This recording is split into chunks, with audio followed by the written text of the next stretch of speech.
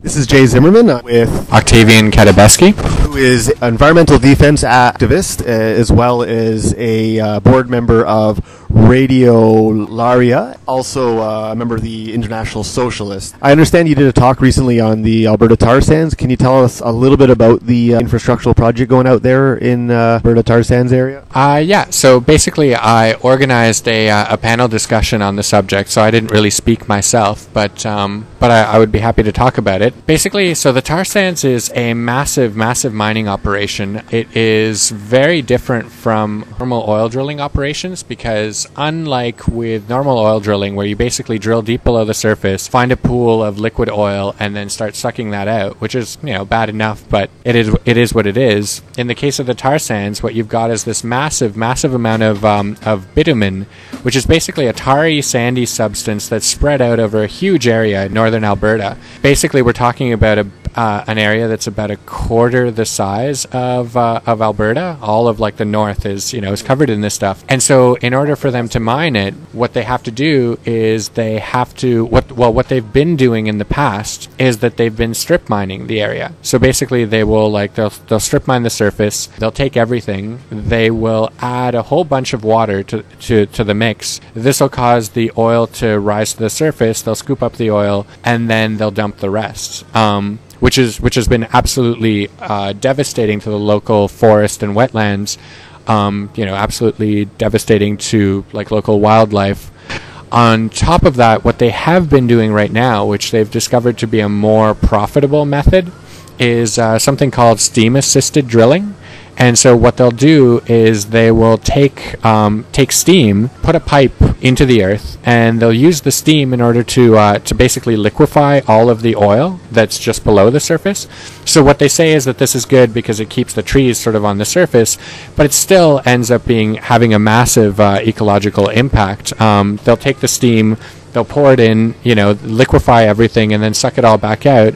And once again, they'll extract the oil from the process and then dump all of the rest. And what they're doing is they're going through millions and millions of tons of water on a constant basis. They're filling these pools of toxic sludge that they call tailing ponds. And ponds isn't really the correct word because some of these ponds are basically the size of the city of Vancouver. They're absolutely massive. They leak hundreds of tons of water into groundwater supplies throughout the region, and all of these leakings are absolutely toxic. The ponds themselves cause animals to die on a regular basis. The leaking tailings that get into the groundwater end up spreading into surrounding streams and rivers. They cause mutated fish, mutated moose. They've discovered fish with two heads on a regular basis, and on top of that, there are serious allegations of rising rates of cancer in the area because of all of this. On top of systematic use of our local water supply. Basically, we've been doing our best to try to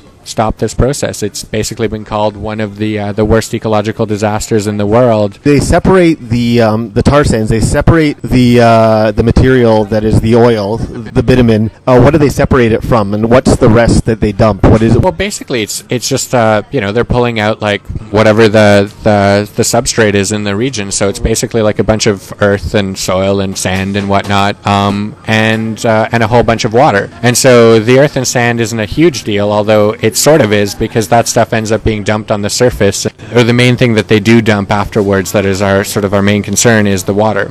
Although, another major concern is just the carbon dioxide exhaust that the whole process produces with all of the trucks and the machinery and all of that. It ends up producing 3 times as much carbon dioxide as normal oil drilling does. Yeah. And so it's that much more dangerous. But in terms of what they dump afterwards, the main issue is that they end up dumping all of this toxified water that ends up just sitting in these huge sludge lakes. A proponent of the tar sands might argue that this this is helping our economy. This is a lot of fuel, a lot of oil that we have to sell to other countries and to use internally as well. And at the end of the day, like it or not, economy and our basic infrastructure is oil-based. I mean, so what would you say to those arguments? Well, I guess there's a few different ways to sort of take those arguments apart. One thing to look at is just the rising prices that are the rising cost of living that has basically happened in throughout Calgary and throughout that sort of Alberta area. I mean, we may be able to say that there are a lot of people that are out there that are making really good money, have really good jobs, but when you look at how much that they're spending on, just surviving, their standard of living is not significantly higher than, people anywhere else. Even though they may be making a lot more money, they're also spending a lot more money as well. Now, in terms of the argument that this is a source of revenue, so that cuts against the idea of like these jobs being sort of much better. On top of that, when you look at the national argument that we need this as a source of revenue, look at globalization, right? I mean, basically what's been going on with Canada over the last 20 years, since the 80s, is that slowly but steadily our corporate tax cuts, or our corporate tax levels have been cut and cut and cut. Our social services have been cut and cut and cut. And at the same time, we've got foreign corporations that are coming in and getting involved in the tar sands. In a way, it might be true that this might be a source of revenue, but in another way, this only counts as a source of revenue because we've been cutting away from our other potential sources of revenue for taxes, which is corporate taxes in the first place. And on top of that, this isn't even really as big a source of revenue as it could be, considering that the process continues to be corporate tax cuts and limiting how much that actually comes in. On top of that, what we've done is that we've tied the Canadian dollar to the price of oil. We've basically created a Canadian economy that is not fundamentally similar from other oil producers, right, from Saudi Arabia or other oil-producing countries. And the end result of that is that it's just a completely unsustainable basis for an economy. Eventually, the oil will run out, and eventually the oil prices will move around in a variety of different ways. That's a phenomenon called Dutch disease. Petrostates have that issue. It was named the Dutch disease because the Dutch, who had a globalized trade monopoly, at a time they had an economy that was based on one resource. And what happened is they actually did have a major economic fallout as a result of putting so much investment in only one aspect of their economy. There is the risk, of course, of Canada going that way as well, I imagine. Now we have a Conservative majority, Stephen Harper, and he is a proponent of the tar sands. I mean, it's really hard to say whether there are any direct connections between the Conservative government and the tar sands. That may be the case. What we do know is that the tar sands, the project started, they've been doing it for maybe 20 years, maybe even longer than that, in terms of the strip mining operation. It was only in the early 2000s that they actually managed to record a profit when they were doing it. And that was when they started doing the steam-assisted mining. And at that point, it just exploded as an industry. And from that point onwards, it's just expanded and expanded, and it looks like it's going to continue to expand. I mean, to say that the Conservatives sort of made the project doesn't work, but it's also very clear that the Conservatives have been doing everything in their power to back the project. They have basically, when the previous Conservative Environment Minister, he put out a commission to look into the tar sands and see if there was any problems there. The commission basically came back to him and said, well, we can't really give this the green light. We have to admit that there are some major environmental problems that have to be addressed. At which point he had no choice but to go along with that and started sort of quoting the commission and quoting, well, this has been shown to be an issue. This has been shown to be an issue. Very quickly afterwards, he was replaced by Peter Kent, who basically almost immediately upon getting his position as environment minister basically came out in complete support of the tar sands, basically said the tar sands are an ethical oil alternative and that they should be supported 100%. So it's very clear that, whatever connections there might be, the Conservatives have every interest in supporting the tar sands, whether they're an ecological disaster or not, and have been doing everything to try to fund the project and give the project every green light possible. There's also talk of a pipeline that would go from the Athabascan tar sands to the British Columbian Pacific coast. Could you tell us a little bit about that and about when it's meant to be made and the process as it stands? Because I have heard that there has been some mobilization against it. Has it been successful, or did you know that? Would you know where it stands right now? The Northern Gateway Pipelines is meant to go from Alberta into the coast of BC. It's basically going to allow the tar sands to expand their operations by about 30% by allowing them to tap into new markets, mostly in Asia. It's going to allow super tankers to come up into the sensitive BC region coasts, which is the first time that they've been able to do that.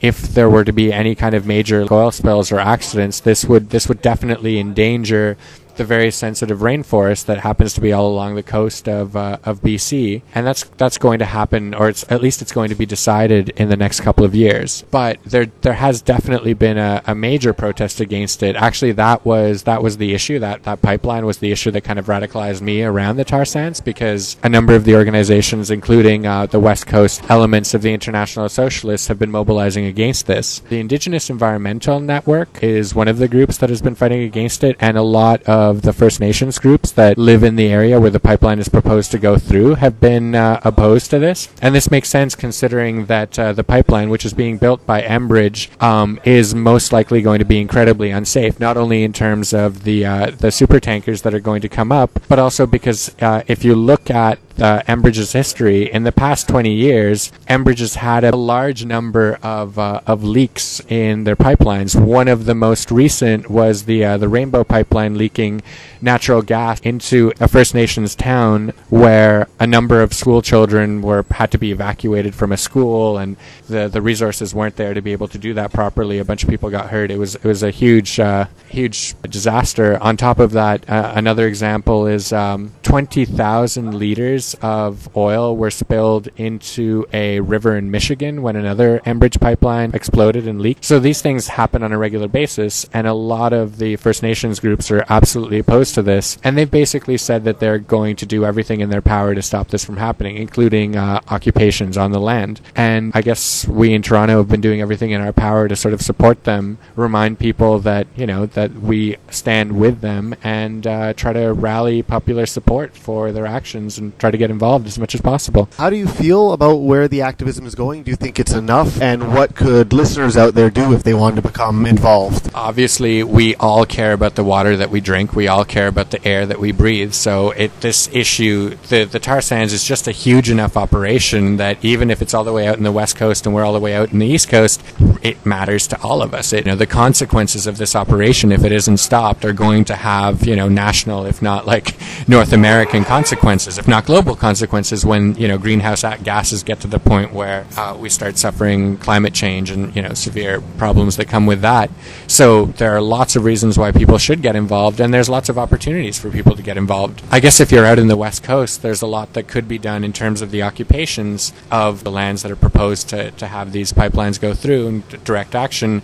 But if you're out in the West Coast, there's still a number of organizations that are working against this. In Toronto, for example, there is the Environmental Justice Toronto group, which is organizing with a lot of the First Nations groups, which you can get involved with. Greenpeace is going to start doing a number of actions around the tar sands that they've basically started in the last little while in terms of sort of public actions. And from what I understand, they're going to be doing something in Ottawa. So if people are interested, they can contact Greenpeace and try to get involved with that, greenpeace.ca. As well as that, Environmental Defense is continuing to sort of keep its lobbying efforts up, and they need a lot of support. They need monetary contributions, as well as people just getting involved and helping with lobbying efforts, with organizing people, with spreading the word. In terms of where things are at, I think the one advantage that we have is that, speaking personally for myself as sort of a street activist and a member of a small organization, I can say that most of the people that I talk to really either are against the tar sands, or when they find out what the tar sands are against the tar sands. I think the population is with us. The majority of the people are with us. It's really just a question of the majority of the people people mobilizing around the issue, rather than just saying, well, it's something that's happening, but there's nothing that we can do about it. We do outnumber them, and despite the fact that they have a lot of money and a lot of resources and even government support, at the end of the day, if we make it basically political suicide to support the tar sands, which we could very easily do, considering the number of people that think this is just absolutely unquestionable, they'll have to just basically drop the project. I think one of the first steps to doing that is going to be the Northern Gateway Pipeline. If we can stop that project, if we can get the government to say, you know what, it's too messy, we can't do it, then that gives us the first step towards making real inroads on the tar sands operation itself and making that disappear as well. This is Jay Zimmerman here with Octavian Katabeski. Thank you very much for listening.